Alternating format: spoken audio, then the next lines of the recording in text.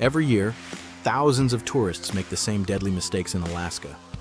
Some of these mistakes ruin vacations. Others end in hospitals, rescue helicopters, or worse. Here are 7 mistakes that experienced Alaskans wish every visitor knew about before landing. We talked to guides, bush pilots, and search and rescue teams to put this list together.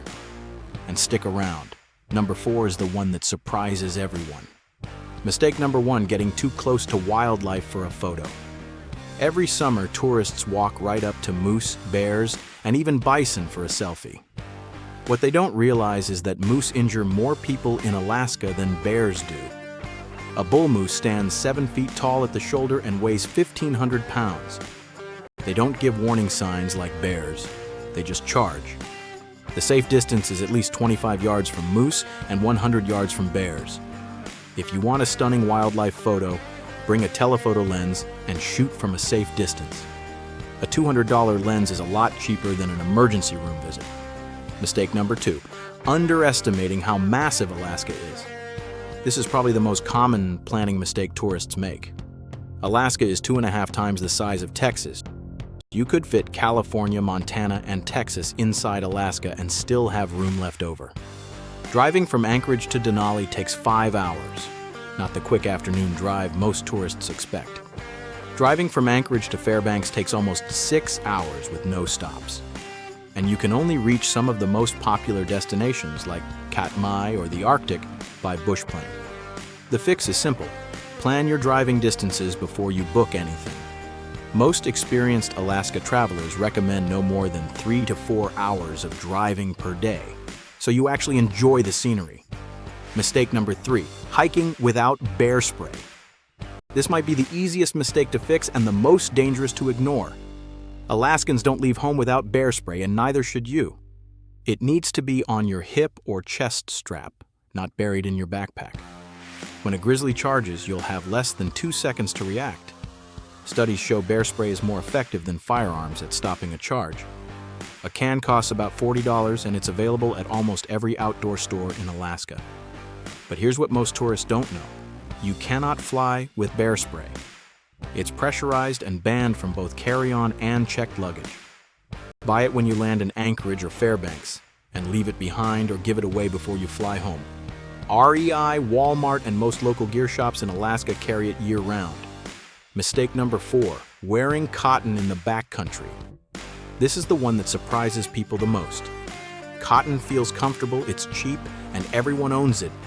But cotton absorbs moisture and loses all its insulating properties when wet. In Alaska, where temperatures can drop 30 degrees in a single hour, wet cotton becomes a death sentence. Hikers call it the killer fabric because it causes more hypothermia cases than almost any other gear mistake. And this happens in summer, not just winter. July in Alaska can swing from 70 degrees to 40 degrees in one afternoon. The fix is merino wool or synthetic base layers. They wick moisture, dry fast, and keep you warm even when wet. A good merino wool base layer costs around $50 to $70, and it could literally save your life. Mistake number 5, ignoring tide tables on coastal hikes. Alaska has some of the most extreme tidal swings on Earth. In some areas, the tide can rise over 30 feet in just 6 hours. Every year, tourists get stranded on Alaska's coastline when the tide comes in behind them and cuts off their route back. Some of those rescues turn into recoveries. The most famous example is Turnagain Arm near Anchorage, where the mudflats look like solid ground but act like quicksand. People who step onto them at low tide have gotten stuck and drowned when the water came back in. Before any coastal hike or beach walk in Alaska, check the tide tables. They're free on the NOAA website and in apps like Tides Near Me, and never walk on glacial mudflats, even if other people are doing it. If you're planning coastal hikes, a guided tour is the safest option because local guides know the tide schedules and danger zones by heart. Mistake number 6, skipping travel insurance. This is the mistake that can bankrupt you. A medical evacuation from remote Alaska costs $50,000 or more. If you break an ankle on a backcountry trail that's 60 miles from the nearest road, a helicopter is your only way out. One helicopter ride in Alaska can cost more than your entire trip. and standard health insurance usually doesn't cover emergency evacuations or medical transport from wilderness areas. Good travel insurance with evacuation coverage costs between $8 and $15 per day. That's less than a cup of coffee for coverage that could save you tens of thousands of dollars. Companies like World Nomads, Allianz, and Safety Wing all offer plans that cover Alaska's remote areas. Mistake number 7, not planning enough time. Alaska rewards slow travel. Rushing through Alaska means missing the best parts: the unplanned wildlife sighting, the hidden trail, the conversation with a local who tells you about a spot that isn't in any guidebook. Most experienced travelers recommend at least 10 days in Alaska. Many wish they had planned 2 weeks.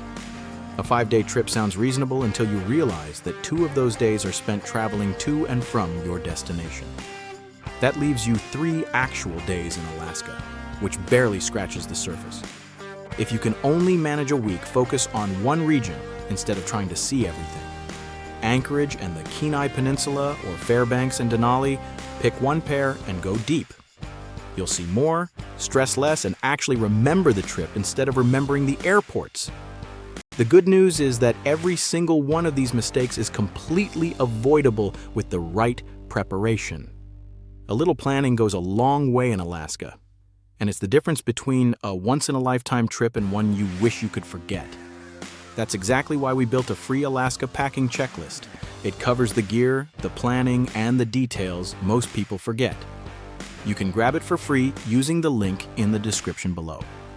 And if you want a complete trip planner with budgets, itineraries, and day-by-day planning tools, check out our Alaska travel planners on Etsy, also linked below. If this video helped you, hit that subscribe button and turn on the bell so you don't miss the next one. We've got a lot more Alaska content coming, and the next video might save your trip.